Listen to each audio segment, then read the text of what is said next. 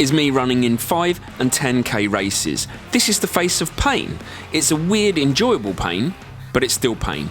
And I've concluded that runners are idiots, and I love it. But there are surely ways I can get faster over these distances. Yes, there's actually lots. But one number a lot of runners put a lot of emphasis on is their VO2 max. But is it even important to know what yours is? Well, no. And kind of. You see, the idea for this video actually came to me during a chat with my lovely mother-in-law, who has just taken up running over the last 6 months and is up to over 10k, and we couldn't be more proud of her achievements and what she's up to. But it came from a chat where she asked me what my VO2 max was and told me hers, and asked Mary what her VO2 max was. And I remember thinking, how have you got your VO2 max? Like, I did a VO2 max test when I was at university, and they're disgusting tests. They are maximal horrible tests, and they're done in a laboratory, you know, with lots of specialized equipment to analyze everything to get your VO2 max. So I started to think, you know, how did you get your VO2 max? And it turns out she was using the VO2 max that was given to her on her app that links up to her watch on her Garmin app. And I checked, and I have a VO2 max on there as well. And I just remember thinking, how accurate is this number? Is this a number that is anywhere near what my actual VO2 max is? Because I haven't been in a laboratory to test it. Is it reliable in any way?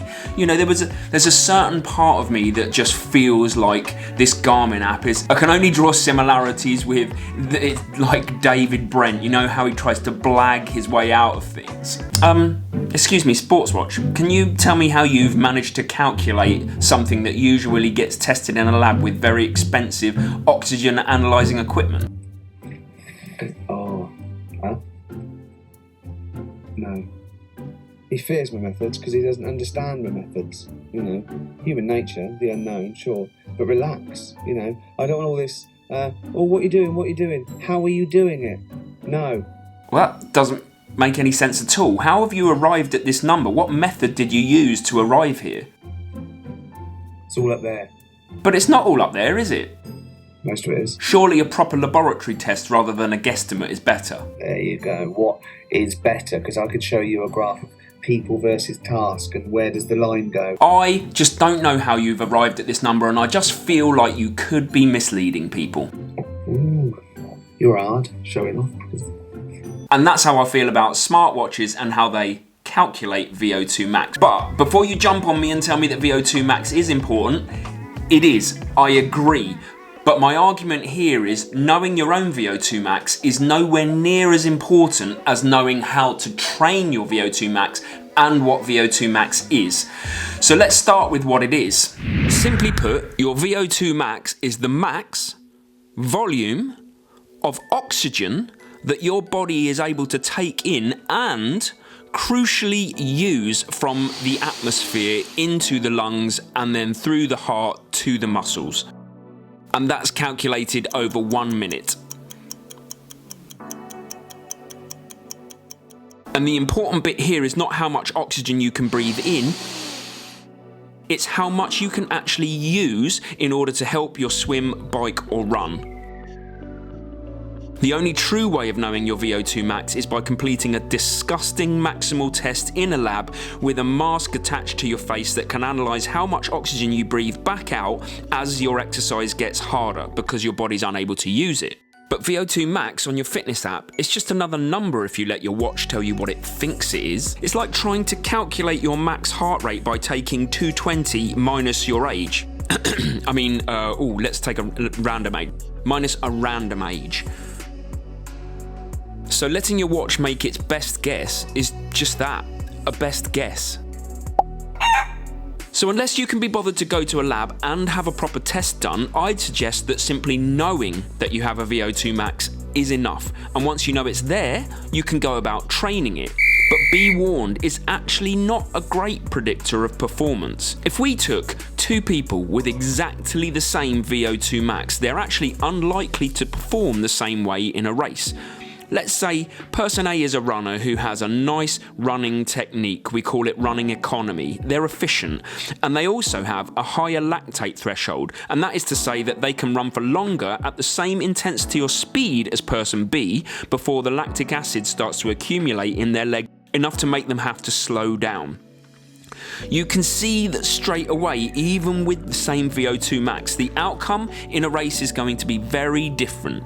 Old smooth technique, higher lactate threshold runner is going to be able to run harder and faster. So as you can see here, runner B with the lower lactate threshold can only run at around 18 kilometers an hour before the lactic acid in their legs accumulates rapidly enough that they have to slow down, whereas runner A can run up to about 20 kilometers an hour before the lactic acid accumulates in their legs, as their lactate threshold is higher.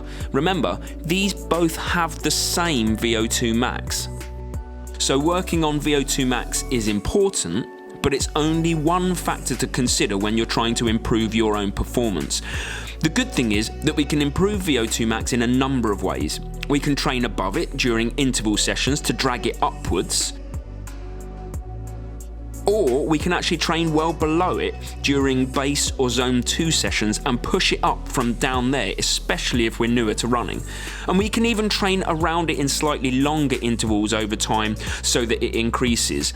But your time could also be better spent elsewhere, like on your running technique or your lactate threshold. And now we know what VO2 max is, we've got to know how to train it. Oh, the things I do for YouTube, hey? I actually love it, to be fair. It's an early morning, really nice. It's cold, but it's fun, and she's having a whale of a time. So I guess what I want to do first is I am going to give you some session ideas to train your VO2 max, but I am also going to offer you this assurance. If you're new to running, relative beginner, haven't done a lot of miles, relax, don't worry about it. Your VO2 max is going to improve simply by training. It's that simple, because your body's going to start getting better at delivering oxygen to the working muscles, using oxygen in the working muscles.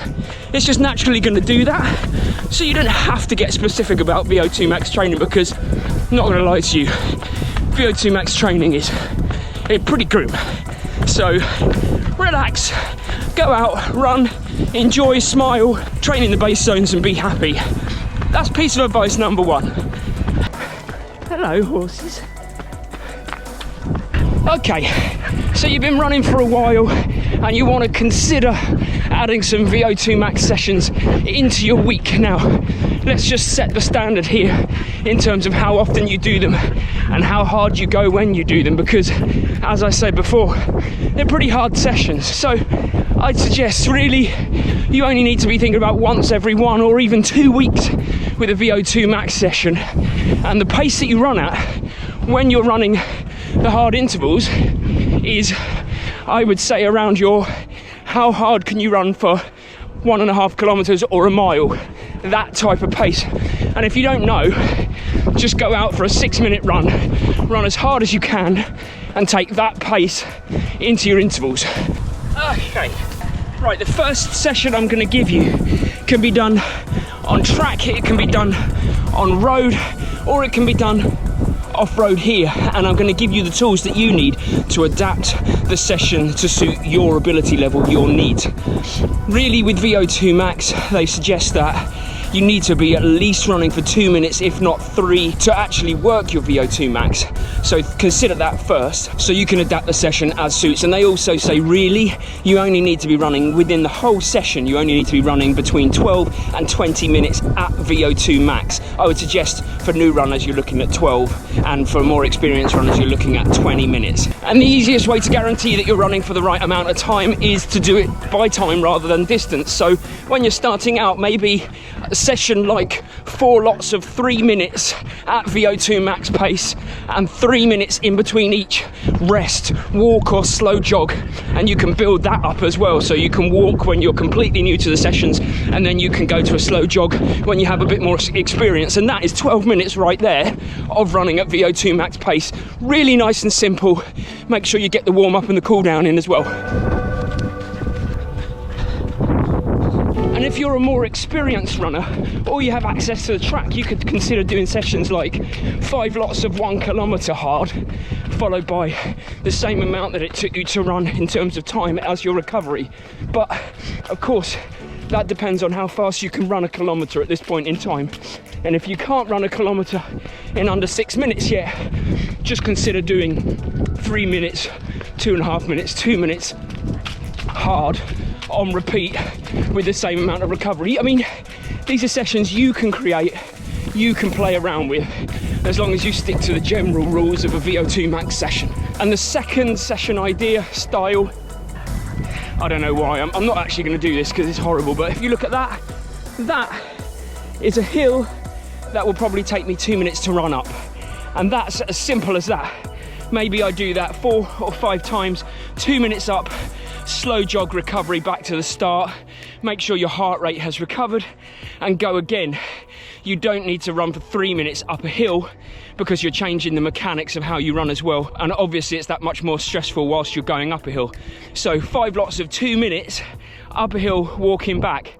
That's a great VO2 Max session right there. And you can extend the amount of times you do the 2 minutes as you get fitter until you're at like 7, 8, 9 lots of 2 minutes if you want to. I don't know why you'd want to, but if you want to.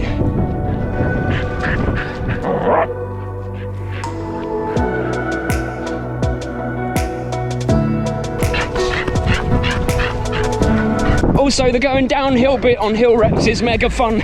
Well, I mean, as long as you're safe, but so freeing.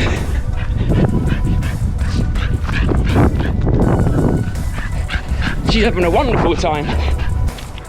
I'd say a good way of remembering how you should set up a VO2 Max session is keep it simple so you can go hard. That's not a bad mantra. Maybe that's my new saying, or not. I mean, I don't know.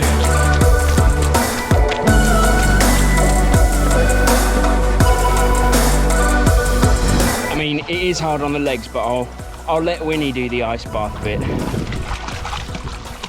So there you have it. There's my argument put forward to you. Do you need to know your VO2 Max? No, I don't think you do. But do you need to know what VO2 Max is and how to train it? Yeah, of course you do. And I think just knowing it's there is enough. And what I've been able to do then is give you some sessions or some ideas to create your own sessions that will definitely work your VO2 Max while you're out there. And if I just recap it really quickly, the first thing would be that if you're newer to running, just running will improve your VO2 Max. There will probably be quite a lot of bandwidth you can improve in before you even need to get near VO2 Max sessions. So just get out there and enjoy it, and your VO2 Max will naturally improve. Hill reps is another good way, 2 minutes up a hill and then jogging or walking down. Like I say, these are all ways that you can train your VO2 Max. They are intervals, but they are of varying distances or times, and that, in a nutshell, is that. Is it important to know your VO2 Max? No! Is it important to be able to train it? Yes. And I rest my case. Look, I don't want to sound like I am slamming the watch and what it's giving you in terms of information. That's not my aim here, because actually in studies it's been proven that the #1 most accurate way of working out your VO2 Max is of course in the laboratory, but actually a heart rate chest strap is not a million miles away. It's just not as accurate. There's way more factors to take into account. Should you rely on it? I'm not sure. And wrist strap heart rate monitors, they are the least reliable. But what I'm getting at is that don't put too much stock in a number. Knowing how to improve it is the important thing. Now, you may have noticed I did a video last week, but there are ads on my channel now, and this is the first time in 2.5 years I've had ads on the channel, but it is with very good reason, because I am giving all ad revenue for 2021 to the Sam West Foundation. The video is here, which was last week's video about why I'm doing that, but just so that you know, and if you want to support the cause or at least be more aware of it, and that is what I'm trying to do, is raise awareness. Have an amazing week. On Sunday coming up, I tried to break my 5k PB of 18:18. It's going to be an interesting video, so stay tuned to see whether I did it. See you Sunday.